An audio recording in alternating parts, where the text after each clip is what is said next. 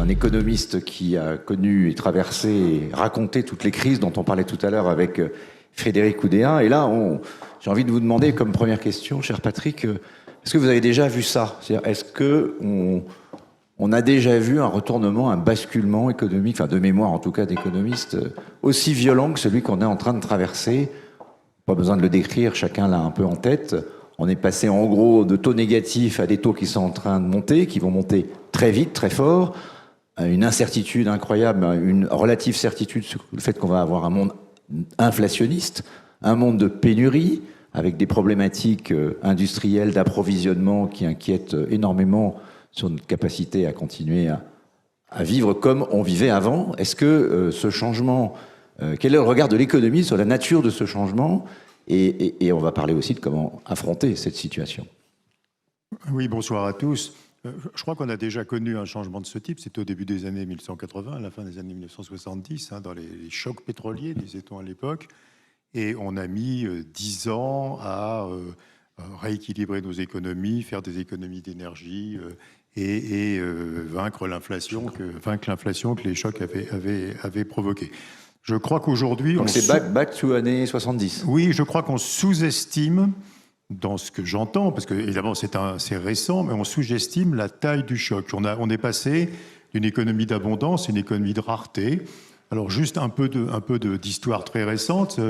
La rareté commence en sortie de la crise de la Covid, où les consommateurs mondialement se décident à consommer beaucoup plus de biens et beaucoup moins de services qu'avant.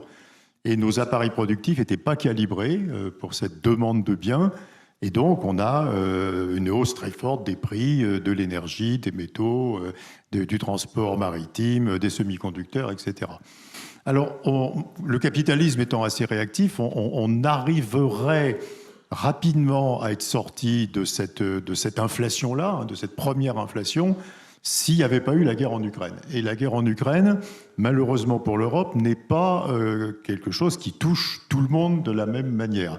Donc nous perdons 40% de notre gaz, nous arrivons à en récupérer à peu près 70% de ces 40%, mais il nous manquera quand même pendant 3 ans, 4 ans, nous dit la Commission européenne, et on peut faire les calculs, ça donne à peu près ça, il va nous manquer 3 à 4% de notre énergie, ayant fait toutes les économies possibles et imaginables. Donc ça, c'est si on rallume les réacteurs qui sont éteints. C'est si on réallume les réacteurs nucléaires français dans un... Je ne sais pas pourquoi il y a un problème de son, peut-être. Dans une proportion normale, si on fait des économies, si on baisse la température des bureaux et des maisons, il nous manquera quand même 3 à 4% de notre énergie. Et ça, c'est un problème... C'est un problème qui est spécifique à l'Europe, puisque les États-Unis vont sortir de l'inflation. C'est déjà doucement le cas, parce que les États-Unis sont dans cette partie du monde capitaliste qui réagit au choc et qui fabrique plus de semi-conducteurs, plus d'énergie renouvelable et qui va sortir progressivement de ce choc inflationniste. L'Europe, elle, ne va pas en sortir avant 3 ans, 4 ans. Et je crois que ça, c'est quelque chose qui est assez grave. Et qui va, parce qu'à nouveau c'est asymétrique, si le monde entier était dans cette même inflation, mais là l'Europe est seule dans cette inflation.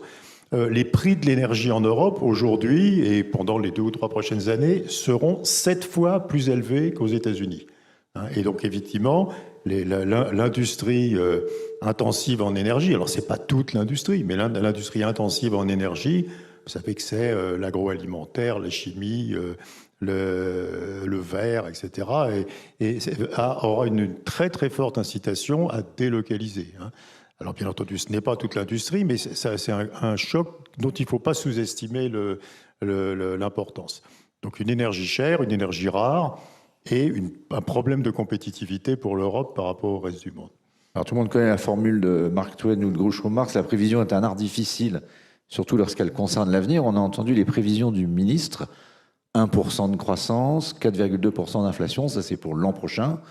L'Allemagne, on sait probablement d'ores et déjà qu'elle sera en récession. Est-ce que vous croyez à ce type de prévision? Est-ce qu'on peut réussir à garder une croissance positive l'an prochain alors que l'Allemagne sera en récession?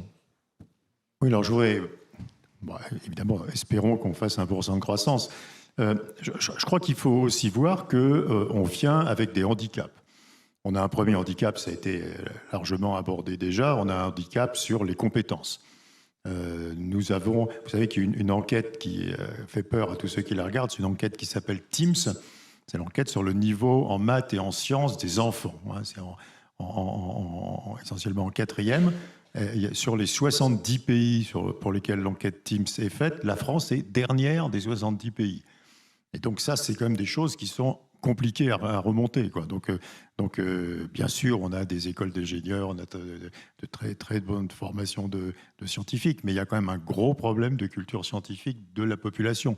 Une économie moderne, ce n'est pas seulement des ingénieurs top, c'est des techniciens, c'est des gens qui savent faire tourner des usines. Surtout quand on doit faire la transition énergétique. Voilà, donc ça c'est le premier souci. Le second souci, c'est que c'est pire d'ailleurs en France qu'en Allemagne, mais c'est vrai aussi en Allemagne, nous n'avons plus de gains de productivité. Et ça, c'est quelque chose qui est... par exemple, les États-Unis, quand les entreprises américaines ont une crise, un problème de recrutement, ce qui est très, très important aujourd'hui, un problème de profitabilité, elles ont cette capacité à faire des sauts de productivité, à se moderniser. En Europe, on a l'inverse. On a une dégradation continue de la productivité à chaque crise. Et là, nous sommes arrivés à 0 de gain de productivité depuis la crise de la Covid. Et d'ailleurs, c'est assez intéressant parce que d'une part, c'est dû à du sous-investissement et d'autre part, c'est dû à une assez forte baisse de la durée du travail par salarié. C'est un problème d'organisation du travail et qui est sans doute une réponse des entreprises aux difficultés de recrutement. Et donc, on est dans un monde où, aux États-Unis, une année normale, il y a à peu près 2,5 ou 3% de croissance. En Europe, avec le vieillissement, une année normale, et en France en particulier, il y a 0 de croissance. Et ça, c'est quand même un énorme handicap. Donc la première chose à réfléchir, c'est comment redresser ce qu'on appelle la croissance potentielle. Aujourd'hui, notre croissance potentielle, la croissance de long terme que nous savons faire, elle est en France de 0.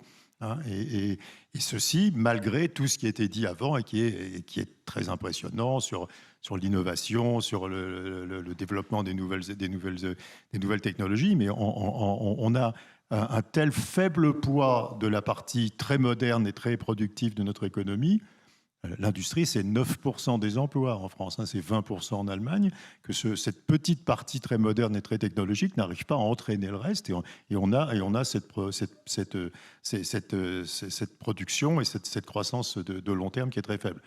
Alors 1%, ça serait au-dessus de la croissance de long terme, ce qui est quand même peu probable l'année prochaine. Ce sera également une division par plus de 2 par rapport à ce qui sera le cas cette année. Donc c'est quand même un ralentissement très, très violent. Oui, mais cette année, c'est un effet de rattrapage. Alors, pour revenir sur l'Europe, la question c'est une Europe souveraine et autonome dans le nouvel ordre mondial.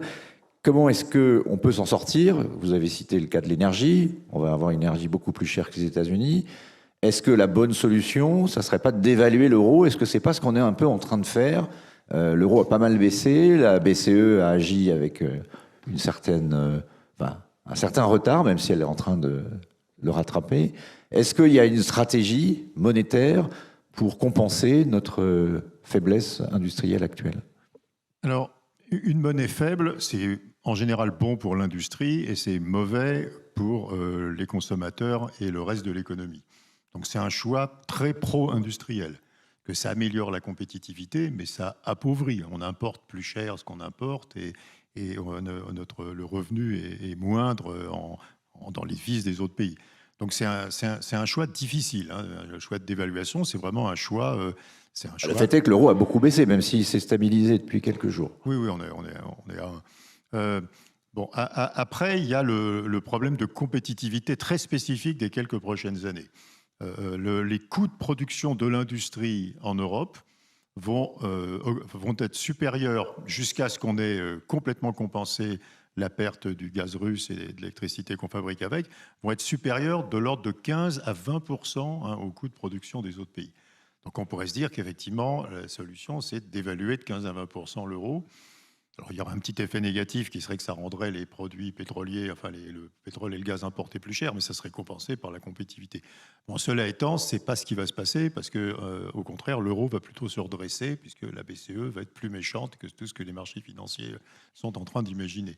Donc, on ne va pas utiliser cette technologie-là. Non, mais la seule technologie pour redresser une économie comme l'économie européenne ou l'économie de la France, c'est une technologie de l'économie réelle. Donc, c'est commencer par la formation, commencer par former des maîtres qui ensuite forment des enfants.